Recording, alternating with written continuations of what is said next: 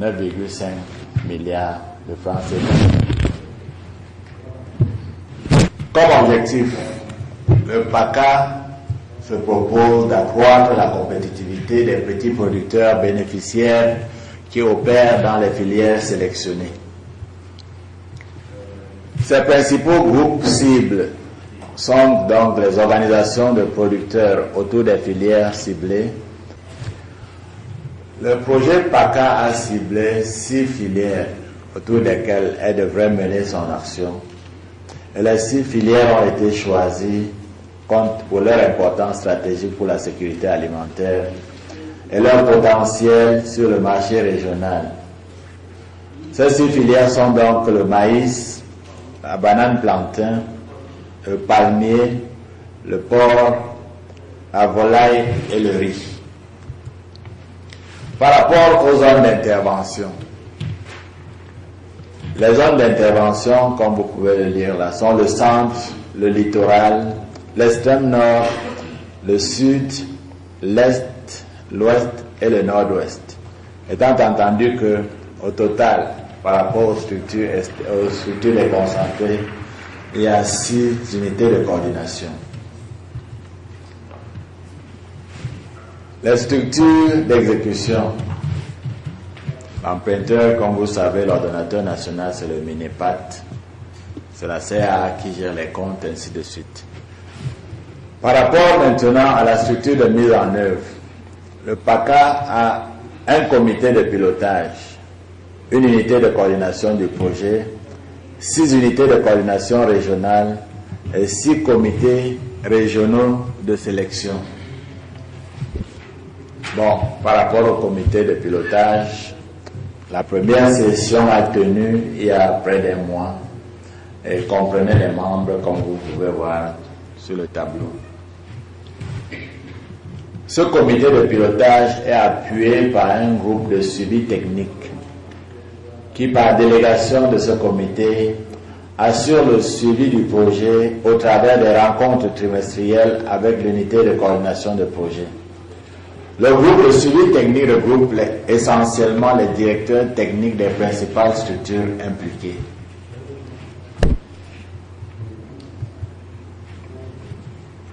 Par rapport à l'unité de coordination du projet, il comprend 8 responsables, comme vous voyez sur le tableau, le coordonnateur national, le spécialiste du génie rural,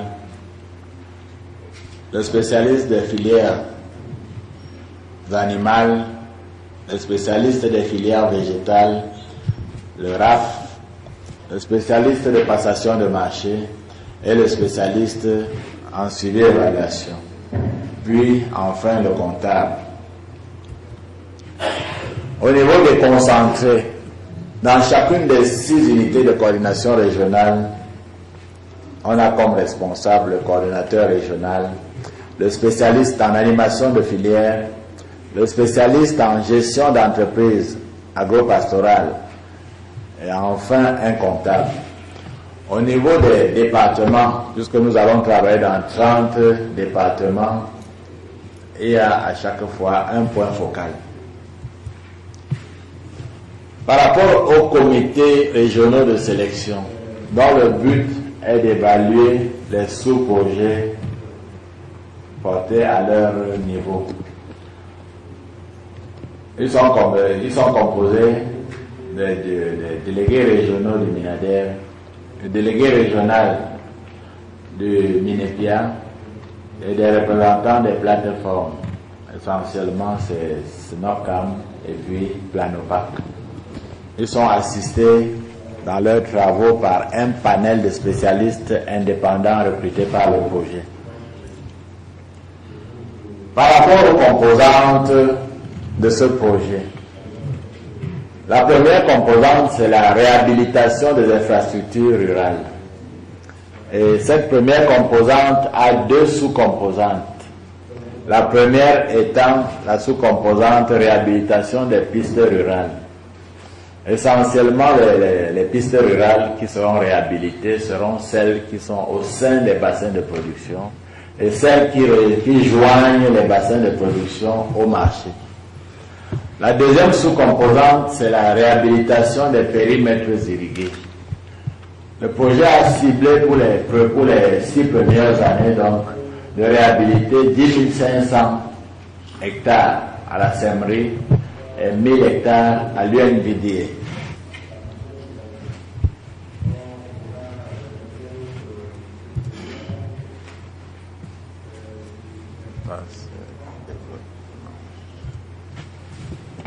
La deuxième composante, c'est les partenariats économiques.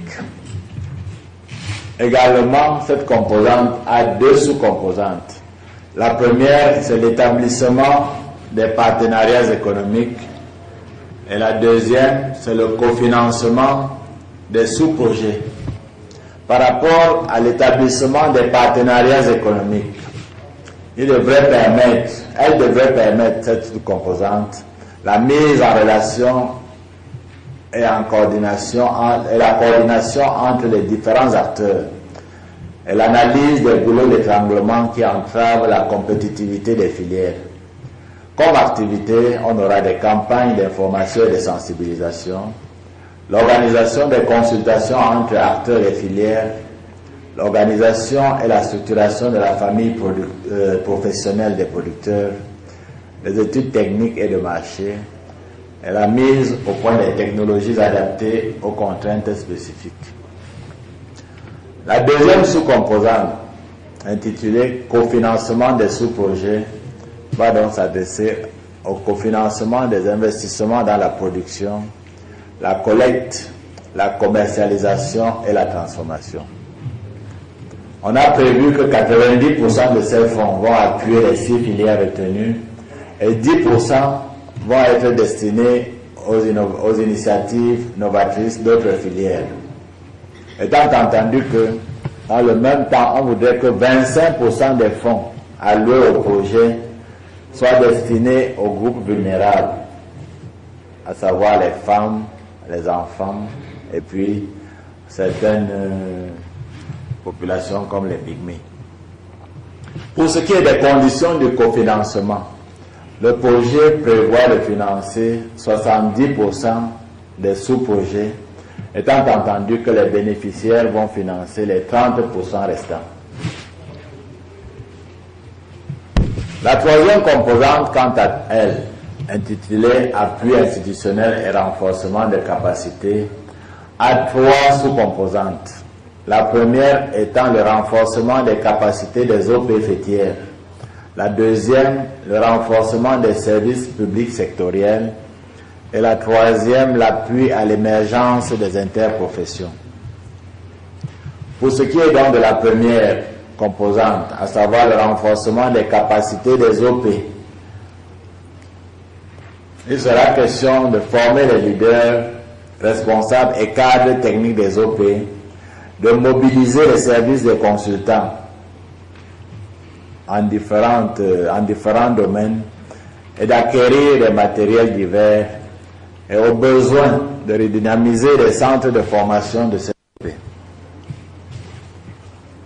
Pour ce qui est du renforcement des services publics essentiels, à savoir du MINADER, du MINEPIA, et dans une certaine mesure du MINRESI, IRAT, il sera question de faire des formations multi-acteurs sur l'évaluation environnementale et sociale